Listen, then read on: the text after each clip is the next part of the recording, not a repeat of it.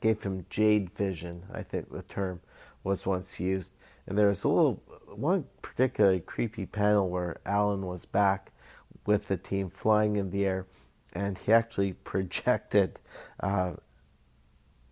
his daughter's head in miniature coming out of his eye socket. All green hued, of course. It was a construct, but still, it looked kind of weird, to say the least. The glowing green eye concept didn't show up, from what I can recall, in the Checkmate book.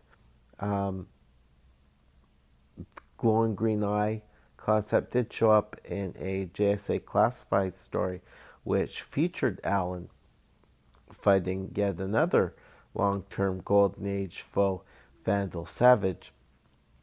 And that story was interesting to me in that in the opening chapter of the storyline, Alan makes acquaintance with an elderly woman who's so thrilled to finally meet the Golden Age Green Lantern.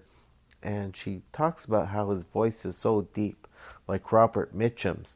And for those of you who aren't familiar with Robert Mitchum, great old-time actor, but he had this incredibly deep voice, like a real booming baritone. And for me, it seemed awkward because, as I've mentioned before, I see Alan as being portrayed physically by someone like Robert Redford or John Schneider. And certainly those two men don't have high-pitched voices, but at the same time, their voices aren't so deep as Robert Mitchum's. So when I read Alan Scott stories, I always hear either Redford or Schneider, but certainly never Robert Mitchum. I think of Alan Scott in different media. Whenever I've heard Alan portrayed by another voice actor, he never really has a deep, deep Robert Mitchum-like voice. Now, as to the whole concept of Alan having the missing eye, which was replaced by a piece up for his daughter's soul, this was to be one of those concepts that did not last long, and when it was done away with, for my money, from my recollection, there was no on-panel explanation as to why the concept was taken away. Not too much longer after the 1 year later period ended at DC, it was announced that a new JSA volume would be starting up, and Jeff Johns would be the writer on this book. This time it would have the full title of Justice Society of America. And thanks to the old Len Straczewski and Mike Parabak volume back in the early 90s, this would actually be volume 2 of Justice Society of America. And I remember reading some of the solicits and seeing some of the excellent art and solicitations by Dale Eaglesham. Dale Eaglesham is one of my favorite artists, and I think not only is he an awesome Hawkman artist, but he should at some time be given another opportunity to be a penciler on a Green Lantern title.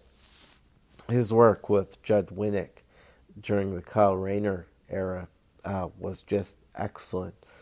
I love the way that he depicts Alan Scott. So there were some preview pages for Justice Society of America #1 that were posted on DC's website and other news agencies, and I remember looking at the panels featuring Alan and noticing that like other Green Lanterns, when Alan puts his mask on, you don't see his irises, so his eyes are normally completely white when he's wearing the mask. And in these preview pages, he had the 2 white eyes. I also noted that in these solicited pages, he also has silver-colored hair. And I thought, ooh, That's kind of interesting. So I guess this is another way for Alan to show that he is older than he appears to be. I kind of wrestled with the idea of Alan having silver hair, but I thought, well, other characters like Jay Garrick have been shown to have white in their hair, so keep an open mind. But when the first issue came out, clearly there had been an artistic change, a change in artistic direction, and so Alan was shown with his more traditional full head of blonde hair, but the glowing green eye was gone, not explained anywhere. If it was, somebody please contact me and tell me what issue I missed out on. But I think Johns and others got the idea that this wasn't really a popular concept with fans. They're probably thinking back to Zero Hour and after when Alan had to give up the Green Lantern name and become Sentinel. So maybe it was just best to take the concept of the glowing green eye, put it out to pasture, and just move on. I don't think anybody out there was really complaining about this too much. Now, as for Alan's role or position with Checkmate, I don't think that Checkmate series lasted a whole long time.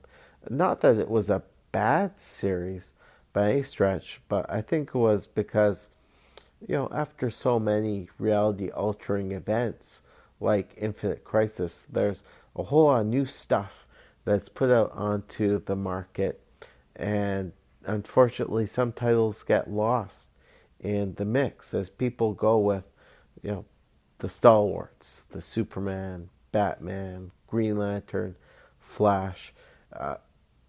Maybe Checkmate wasn't meant to run for a long stretch of time. Maybe it was meant to serve as, a launching point for different characters or as a transition point for certain other characters.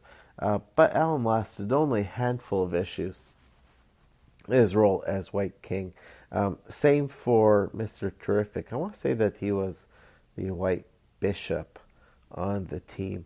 But both men would decide to, for different reasons, leave their positions in Checkmate and come back to the Justice Society of America. And I really loved it in the opening pages of Justice Society of America #1, in which readers saw the Trinity meet up with the JSA's elder statesmen, Alan, Jay, and Ted. It was really nice to see how the Trinity spoke so kindly to the elder statesman. Nice to see Batman even crack a smile as he shared his view on Alan, Jay, and Ted, as well as the JSA in particular, as the ones who were the inspiration, the one who led the way, and appealing to the three men to put their heads together and form a new Justice Society of America. The cover for the first issue is great. It's a painted cover image by Alex Ross, pays perfect homage to the issue of All-Star Comics, All-Star Comics 4, which first introduced the JSA.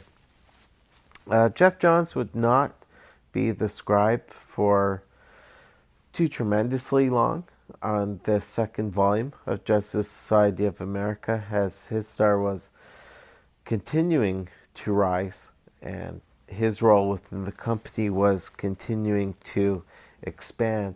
But in part 5 of episode number 116, I will be talking about Alan's role in the Jeff Johns scribed issues of Volume 2 of Justice Society of America.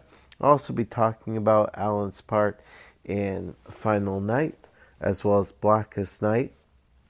And guys, I think that part 5 will probably do it, because after Blackest Night came Brightest Day, and from there, there's just a short period of time before Flashpoint started, which of course led to the new 52, and the end of the pre-Flashpoint era. So let's see if I can do it. Let's see if I can wrap up episode 116 with one final installment. Wow. So much Alan Scott goodness during this time. Can't believe when we put this all together, folks, I've ended up spending almost 4 hours having spoken about Alan Scott. But again, I've really enjoyed this so far. So given my home schedule, my work schedule, it will be another couple of weeks until part 5 comes out. But in the meantime, please do feel free to contact me at comicsandhistory@gmail.com, or to leave some feedback on the Comics and History Facebook page. Until another 14 days have come and gone, this class is once again in recess.